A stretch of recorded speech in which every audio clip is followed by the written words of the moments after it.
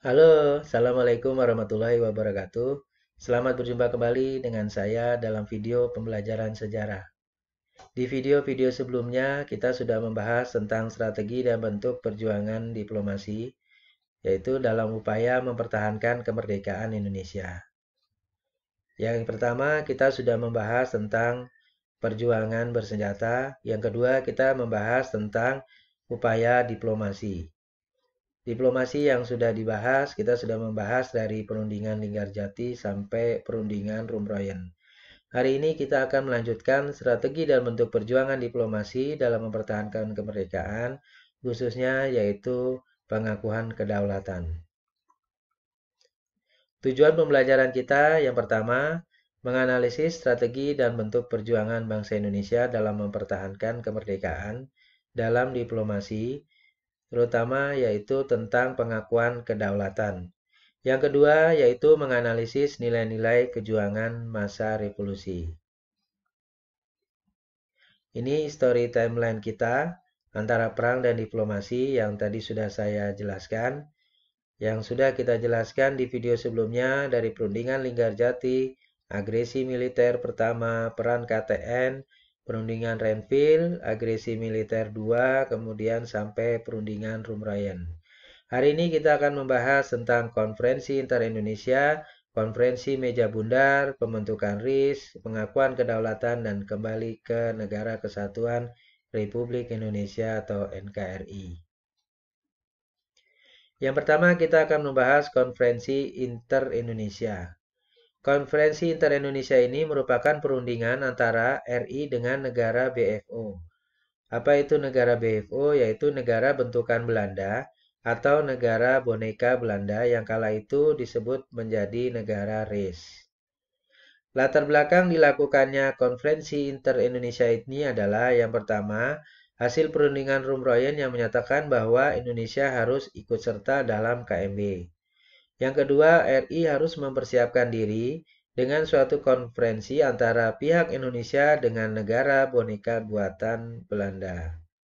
Yang ketiga, syarat yang harus dilakukan RIS supaya dapat menerima ratifikasi kedaulatan dari pemerintah Belanda.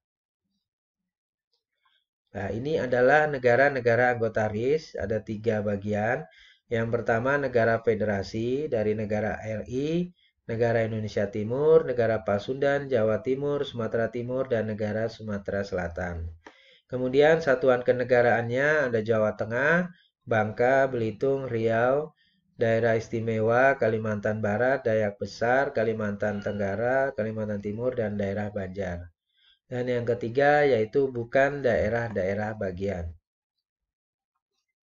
Konferensi inter-Indonesia ini dilaksanakan dalam 2 fase, yaitu 19 sampai 22 Juli 1949 di Yogyakarta dan 31 Juli sampai 2 Agustus 1949 di Jakarta. Pesertanya dari konferensi inter-Indonesia ini merupakan wakil-wakil negara bagian yang dipimpin oleh Van Mook. Masih ingat dengan Van Mook? Ya, Van Mook adalah pemimpin dari Belanda, yaitu dalam perundingan Renville. Beberapa hasil konferensi inter-Indonesia ini adalah yang pertama, negara Indonesia Serikat disetujui dengan nama Republik Indonesia Serikat atau RIS, berdasarkan demokrasi dan federalisme atau negara bagian. Yang kedua, RIS akan dikepalai seorang presiden dibantu oleh menteri yang bertanggung jawab kepada presiden. Yang ketiga, RIS akan menerima penyerahan kedaulatan baik dari RI maupun dari Belanda. Yang keempat, Angkatan Perang RIS adalah Angkatan Perang Nasional dan Presiden RIS adalah Panglima Tertinggi Angkatan Perang. Yang terakhir, pembentukan Angkatan Perang RIS adalah semata-mata urusan bangsa Indonesia sendiri. Nah, ini adalah gambar dari konferensi inter-Indonesia pada waktu itu tahun 1949. Yang berikutnya kita akan membahas konferensi meja bundar. Konferensi meja bundar, delegasinya Indonesia dipimpin oleh ketuanya Bapak Muhammad Hatta. Kemudian yang delegasi kedua yaitu delegasi BFO dipimpin oleh Sultan Hamid II. Yang ketiga delegasi Belanda Mr. van Marseven, yaitu Menteri Menteri Urusan Negara Jajahan, ya. Atau Mr. Van Maarseven ini adalah Menteri Luar Negeri dan Seberang Lautan Belanda. Yang keempat, kemudian delegasi dari UNCI atau dari PBB yang dipimpin oleh Critchley sebagai mediator. Peserta dari konferensi meja bundar pada waktu itu ada kurang lebih sekitar 250 peserta. Dan perundingan ini berlangsung selama beberapa bulan, dari bulan Agustus sampai bulan November, kemudian keputusannya di bulan Desember. Tujuan diadakan KMB adalah untuk yang pertama menyelesaikan persengketaan antara Indonesia dan Belanda. Dan yang kedua mencapai kesepakatan antara para peserta tentang tata cara bagaimana penyerahan yang penuh dan tanpa syarat kepada negara Indonesia Serikat sesuai dengan ketentuan persetujuan Renville.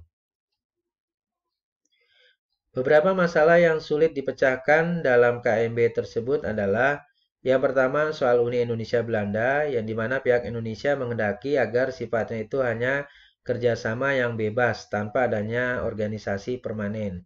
Sedangkan Belanda menghendaki kerjasama yang lebih luas dengan organisasi yang mengikat atau permanen. Kemudian soal hutang, pihak Indonesia hanya mengakui hutang-hutang Hindia Belanda sampai menyerahnya Belanda kepada Jepang. Sementara Belanda menghendaki agar Indonesia mengambil alih semua hutang Hindia Belanda sampai penyerahan kedaulatan termasuk biaya perang kolonial melawan TNI.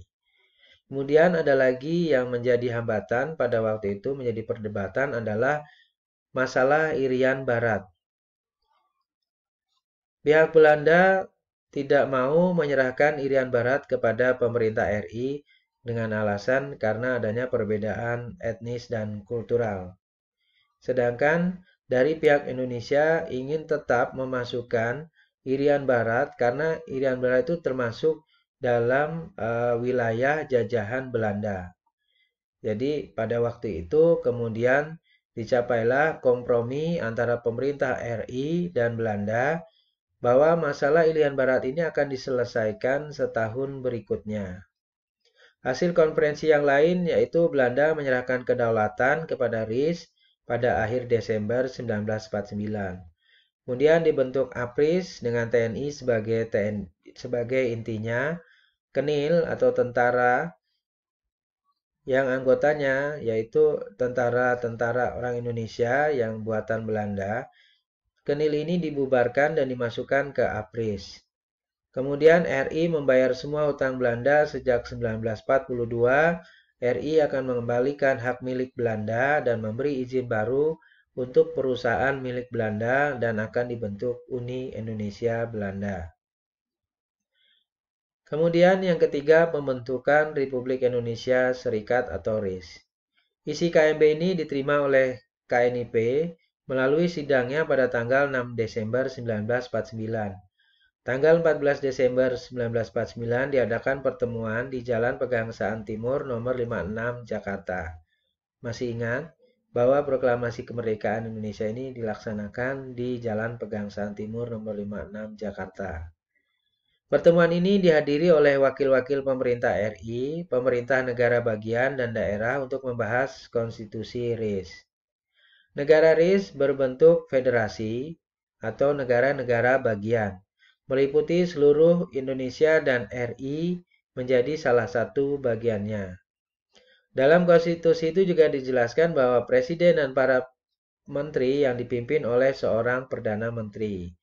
Jadi karena bentuknya negara bagian atau federasi, jadi pemimpinnya adalah perdana menteri.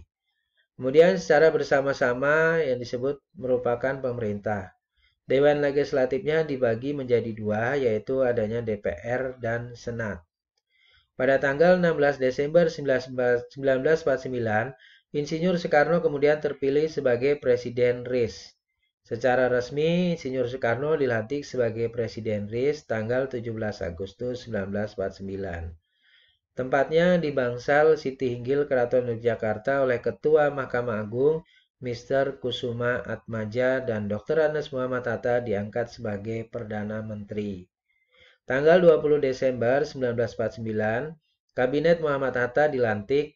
Dengan demikian terbentuklah pemerintahan RIS. Dengan diangkatnya Soekarno sebagai Presiden RIS, maka Presiden RI menjadi kosong. Oleh sebab itu, tanggal 27 Desember 1949, kemudian Mr. As-Saad dilantik sebagai pemangku jabatan Presiden RI. Sekaligus dilakukan acara serah terima jabatan dari Soekarno kepada Mr. As-Saad. Hal ini diambil untuk mempertahankan kelangsungan negara RI. Apabila sewaktu-waktu RIS bubar, maka RI akan tetap bertahan karena memiliki kepala negara, yaitu Mr. As-Saad.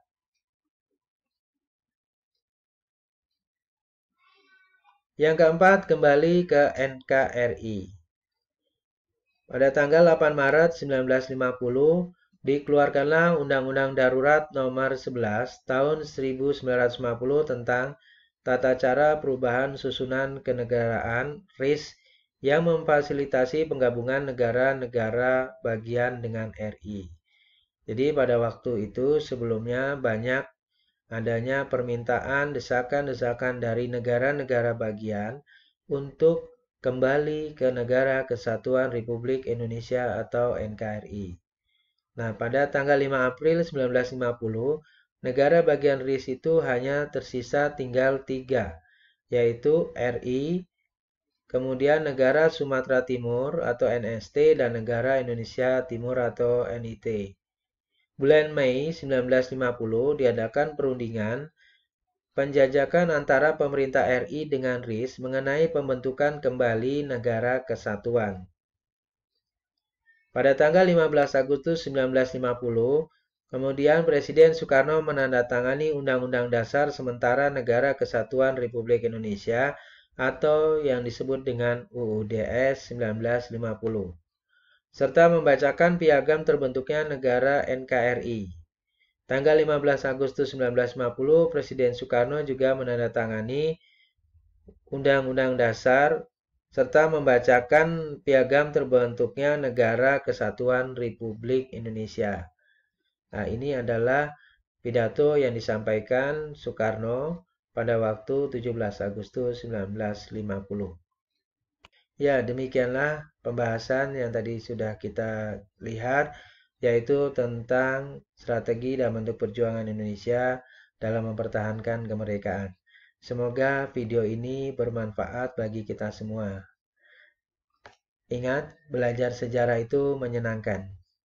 Viva Historia, Historia Magistra Vitae. Wassalamualaikum warahmatullahi wabarakatuh. Sampai berjumpa kembali dalam video-video pembelajaran sejarah saya berikutnya. Terima kasih.